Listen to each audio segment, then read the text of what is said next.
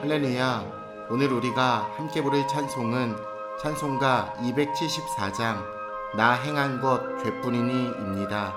이 시간 함께 1절로 하나님을 찬양하며 나아가겠습니다.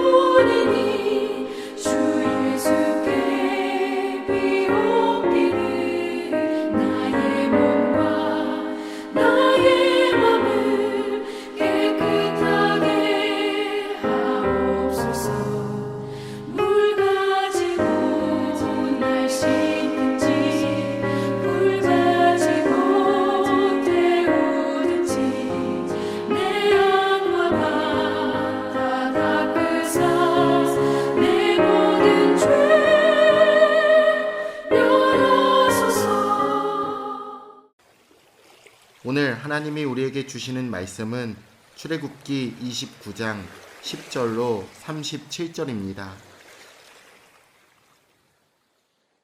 너는 숫송아지를 회막 앞으로 끌어오고 아론과 그의 아들들은 그 송아지 머리에 안수할지며 너는 회막문 여호와 앞에서 그 송아지를 잡고 그 피를 내 손가락으로 제단 뿔들에 바르고 그 피 전부를 제단 밑에 쏟을지며 내장에 덮인 모든 기름과 간 위에 있는 꺼풀과 두 콩팥과 그 위에 기름을 가져다가 제단 위에 불사르고 그 숫소의 고기와 가죽과 똥을 진 밖에서 불사르라. 이는 속죄제니라. 너는 또 순양 한 마리를 끌어오고 아론과 그의 아들들은 그 순양의 머리 위에 안수할지며 너는 그 순양을 잡고 그 피를 가져다가 제단 위에 주위에 뿌리고 그 순양의 각을 떼고 각 장부와 다리는 씻어 각을 뜬 고기와 그 머리와 함께 두고 그 순양 전부를 제단 위에 불사르라. 이는 여호와께 드리는 번제요 이는 향기로운 냄새니 여호와께 드리는 화제니라. 너는 다른 순양을 택하고 아론과 그 아들들은 그 순양의 머리 위에 안수할지며 너는 그 순양을 잡고 그것의 피를 가져다가 아론의 오른쪽 귓부리와 그의 아들들의 오른쪽 귓부리에 바르고 그 오른손 엄지와 오른발 엄지에 바르고 그 피를 제단 주위에 뿌리고 제단 위의 피와 관유를 가져다가 아론과 그의 옷과 그의 아들들과 그의 아들들의 옷에 뿌리라. 그와 그의 옷과 그의 아들들과 그의 아들들의 옷이 거룩하리라. 또 너는 그 순양의 기름과 기름진 꼬리와 그것의 내장에 덮인 기름과 간 위의 꺼풀과 두 콩팥과 그것들 위의 기름과 오른쪽 널쩍 다리를 가지라. 이는 위임식의 순양이라.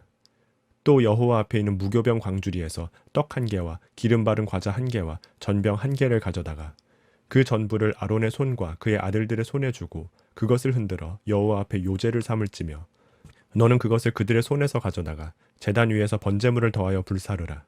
이는 여호와 앞에 향기로운 냄새니 곧 여호와께 드리는 화제니라. 너는 아론의 위임식 순양의 가슴을 가져다가 여호와 앞에 흔들어 요제를 삼으라. 이것이 내 분깃이니라. 너는 그 흔든 요제물 곧 아론과 그의 아들들의 위임식 순양의 가슴과 널쩍 다리를 거룩하게 하라. 이는 이스라엘 자손이 아론과 그의 자손에게 돌릴 영원한 분깃이요 거제물이니 곧 이스라엘 자손이 화목제의 제물 중에서 취한 거제물로서 여호와께 드리는 거제물이니라.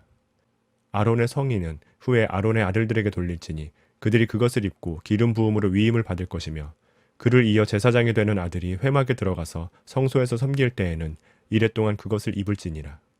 너는 위임식 순양을 가져다가 거룩한 곳에서 그 고기를 삶고 아론과 그의 아들들은 회막문에서 그 순양의 고기와 광주리에 있는 떡을 먹을지라. 그들은 속죄물 곧 그들을 위임하며 그들을 거룩하게 하는 데 쓰는 것을 먹되 타인은 먹지 못할지니 그것이 거룩하기 때문이라. 위임식 고기나 떡이 아침까지 남아있으면 그것을 불에 사를지니 이는 거룩한즉 먹지 못할지니라. 너는 내가 내게 한 모든 명령대로 아론과 그의 아들들에게 그같이 하여 이레 동안 위임식을 행하되 매일 숫송아지 하나로 속죄하기 위하여 속죄제를 드리며 또 제단을 위하여 속죄하여 깨끗하게 하고 그것에 기름을 부어 거룩하게 하라. 너는 이레 동안 제단을 위하여 속죄하여 거룩하게 하라. 그리하면 지극히 거룩한 제단이 되리니 제단에 접촉하는 모든 것이 거룩하리라. 구약시대에 속죄와 헌신을 위한 과정은 그리 쉽지 않았습니다. 드릴 것도 많고 할 일도 많았습니다.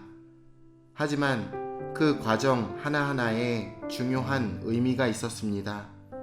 제사장의 위인십 과정을 살펴보면서 우리의 삶과 경건과 헌신에 대해 다시 한번 돌아보시기를 바랍니다.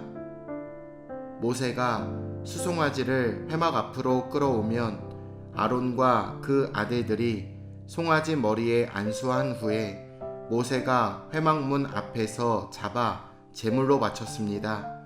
이 제사는 속죄제로 소의 모든 것을 하나님께 바치고 그 피는 모두 제단 밑에 쏟았습니다. 이 속죄제의 과정은 속죄의 본질을 잘 보여주고 있습니다. 죄의 삭은 사망이기 때문에 죄 사함은 죽음, 즉 대속을 통해 가능합니다. 죄의 대가는 죽음입니다. 그 죽음을 누가 짊어지는지에 문제가 있을 뿐이지요. 속죄제 이후에 다른 제사가 따라옵니다. 죄는 우리와 하나님 사이를 갈라놓습니다. 그렇기에 우선적으로 하나님과 우리 사이를 갈라놓은 죄부터 해결해야 합니다. 하지만 속죄로 모든 것이 끝나는 것은 아닙니다. 속죄 후에 우리 마음과 헌신을 하나님께 드려야만 합니다. 숫 양을 전부 태워드리는 번제는 속죄 이후에 감사하는 의미의 제사로 이해할 수도 있고 헌신의 다짐으로 이해할 수도 있습니다. 속죄 후에는 구속의 은혜에 감사하고 주님께 헌신하는 삶이 계속해서 이어져야 합니다. 또 다른 숫양은 화제로 드립니다. 이 숫양의 피는 아론과 그 아들들을 위한 의식으로 사용됩니다. 오른쪽 귓볼에 바르고 오른손과 오른발 엄지에 바르고 관유와 함께 그들의 옷에 뿌립니다. 앞선 제사의 피는 속죄와 감사를 위한 것이었다면 이 제물의 피는 아론과 그 아들들을 거룩한 제사장으로 세우기 위한 정결의 도구였습니다. 이러한 과정은 아론과 그 아들들에게 그들이 감당해야 하는 직분이 얼마나 거룩하고 온전해야 하는지를 깊이 각인시켰을 것입니다. 그렇다면 예수님의 보혈로 정결하게 된 우리는 얼마나 더 거룩하고 온전한 삶을 살아가야 할까요? 하나님은 아론과 그 아들들의 몫을 정해주십니다. 하나님이 제사장에게 주신 몫은 거룩한 곳에서 조리하고 특정한 장소에서 먹으며 아침까지 남은 것은 불태워야만 했습니다. 우리는 하나님이 주신 것을 내 마음대로 해도 된다라고 생각합니다. 하지만 우리는 하나님의 백성이라는 사실을 꼭 기억하셔야 합니다. 하나님이 우리에게 재능과 능력 그리고 소유를 주신 이유는 그것으로 하나님이 기뻐하시는 삶을 살아가라는 의미입니다. 속죄와 화목 그리고 헌신을 위한 일련의 제사들은 하루에 단번에 끝나지 않았습니다. 이래 동안 하나님의 명령대로 매일 반복했습니다. 그 명령은 속죄와 거룩한 제단에 대한 이해를 위해서였습니다. 반복해서 말하고 계속해서 강조하는 이유는 그것이 그만큼 중요하기 때문이고 결코 망각해서는 안 되기 때문입니다. 아론과 그 아들들은 이 모든 과정을 통해 그들의 정체성과 직무에 대해 오롯이 이해하게 되었습니다. 우리가 경건한 훈련을 강조하고 반복하는 이유가 있다면 하나님이 기뻐하시는 거룩한 성도의 삶을 살아가기 위한 것입니다. 지금 우리는 제사를 드리지는 않습니다. 하나님을 섬기기 위해 제물을 잡을 필요도 없습니다. 하지만 하나님이 아론과 그 아들들에게 요구하시는 삶과 오늘날 우리들에게 요구하시는 삶은 결코 다르지 않습니다. 하나님의 백성의 삶은 동일하기 때문이지요. 거룩해야 하며 온전한 헌신으로 하나님만을 섬겨야 합니다. 오늘도 우리를 대속하여 주신 예수 그리스도의 은혜를 기억하며 주 안에 거룩한 삶을 살아가시기를 예수님의 이름으로 축원합니다. 내일 뵙겠습니다.